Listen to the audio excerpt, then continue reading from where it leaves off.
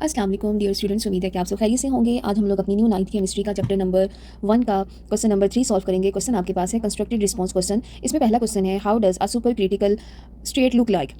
Super critical fluids आपके पास एक highly compress state होती है जो कि जिसमें प्रॉपर्टीज गैसेस और लिक्विड दोनों की होती हैं। नेक्स्ट आपके पास है, in what way is plasma created in a fluorescent tube. Fluorescent tube के अंदर आप प्लाज्मा कैसे जनरेट कर सकते हैं। इसमें हम गैस फिल करते हैं और गैस की फिर आयोनाइजेशन करवाई जाती है। जब हम इलेक्ट्रिसिटी प्रोवाइड करेंगे आइंस जनरेट होंगे और आइंस के साथ साथ फ्री आइंस इलेक्ट्रॉन्स भी बनते हैं, तो उसके नतीजे में प्लाज्मा क्रिएट होता है। नेक्स्ट क्वेश्चन है, most of the molecules we study in biochemistry और organic in nature, where does the difference exist in organic and biochemistry branches of chemistry. आपने ये बताना है कि बायोकेमिस्ट्री और ऑर्गेनिक केमिस्ट्री इन दोनों में क्या डिफरेंस है। क्वेश्चन में ये पूछा हुआ है।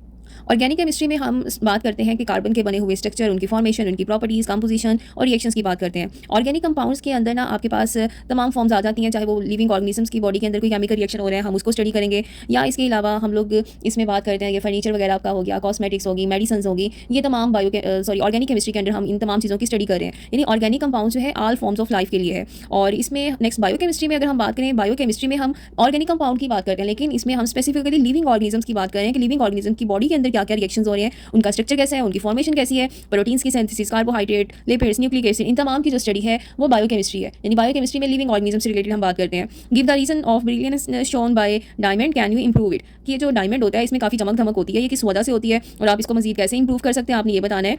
और इसमें इंप्रूव करने के लिए हमें क्या करना पड़ता है, जो डायमंड होता है अगर आप इसको किसी भी स्पेसिफिक एंगल से कट करें और इसको पॉलिश करें तब इसकी जो ब्रिलियंस है उसको मजीद इंक्रीज कर सकते हैं। और ये किस वजह से हो रही है, रिफ्लेक्टिव इंडेक्स की वजह से होती है। रिफ्लेक्टिव इंडेक्स बोला जाता है लाइट का किसी स्पेसिफिक एंगल से बेंड करना, जब वो एक मीडियम से दूसरे मीडियम में मूव कर रही होती है, तो आपने ये बता देना है।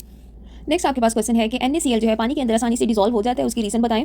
NaCl जो कि एक आयोनिक कंपाउंड है और पानी आपके पास एक पोलर सॉल्वेंट है। जब भी हम NaCl को पानी में हल करते हैं तो Na के पॉजिटिव आइन इसको वाटर का नेगेटिव आइन सराउंड करता है और Cl जो है नमक का इसको पानी के पॉजिटिव एंड सराउंड करते हैं। तो जिसकी वजह से हमारे पास जो Na पॉजिटिव आइन है और Cl माइनस के आइन है एक दूसरे से सेपरेट होना शुरू हो जाएंगे और यहाँ पे एक फोर्स डिवेल्प होगी जिसे बोलते हैं आइन डाइपोल फोर्स। डाइपोल पानी की वजह से हो रही है और इस आइन की वजह से, और अगर ये डोमिनेट करना शुरू कर दें तो हमारे पास जो सल्यूट है NaCl है वो आसानी से पानी के अंदर हल होना शुरू हो जाएंगे। तो इसमें इस पूरे प्रोसीजर में आप यही चीज़ बताएंगे। नेक्स्ट आपके पास क्वेश्चन है, why do different compounds have different solubility in water at a particular temperature. Different compound की डिफरेंट सॉल्युबिलिटीज होती हैं पानी के अंदर एक स्पेसिफिक टेंपरेचर पे, ऐसा क्यों होता है। यानी डिफरेंट सॉल्यूट जो है डिफरेंट सॉल्युबिलिटीज क्यों शो करते हैं। कुछ सॉल्यूट है कि पानी के अंदर हल करेंगे टेंपरेचर बढ़ाएंगे तो वो ज़्यादा सॉल्युबल होते हैं, लेकिन कुछ सॉल्यूट ऐसे होते हैं कि अगर आप उनका टेंपरेचर बढ़ा दें तो उनकी सॉल्युबिलिटी कम होना शुरू हो जाती है। ये तमाम चीज़ें डिपेंड करती हैं सल्यूट सॉल्वेंट की इंट्रैक्शन के ऊपर। यानी सल्यूट और सॉल्वेंट की अगर फोर्सेज आपके पास स्ट्रॉन्ग है, ये डिफरेंट सल्यूट और सॉल्वेंट के लिए डिफरेंट इंट्रैक्शंस होती हैं। अगर सल्यूट सॉल्वेंट इंट्रैक्शंस ग्रेटर है तो सॉल्युबिलिटी जो है वो ज़्यादा होती है। यानी सल्यूट जिसे हम डिसॉल्व करना चाह रहे हैं, सॉल्वेंट आपके पास वो चीज़ होती है जिसमें कोई चीज़ डिसॉल्व की जाए, तो अगर सल्यूट और सॉल्वेंट की इंट्रैक्शन काफ़ी ज़्यादा स्ट्रॉन्ग है तो वहाँ पे सल्यूट आसानी से हल हो जाएगा और इसकी सॉल्युबिलिटी ज़्यादा होती है, इसलिए ये टेंपरेचर डिपेंडेंट होते हैं। नेक्स्ट है, why NaCl can be crystallised from water just like KNO3। NaCl भी एक आयोनिक कंपाउंड है KNO की तरह, तो ये पानी के अंदर आसानी से सॉल्युबल हो जाते हैं। जब आप इसका टेंपरेचर लोअर करेंगे तो वो क्रिस्टल्स बनाना शुरू कर देंगे। नेक्स्ट आपके पास क्वेश्चन है, why graphite is slippery to touch. ये ग्रेफाइट जो है वो स्लिपरी टच होता है, उसकी रीज़न क्या है।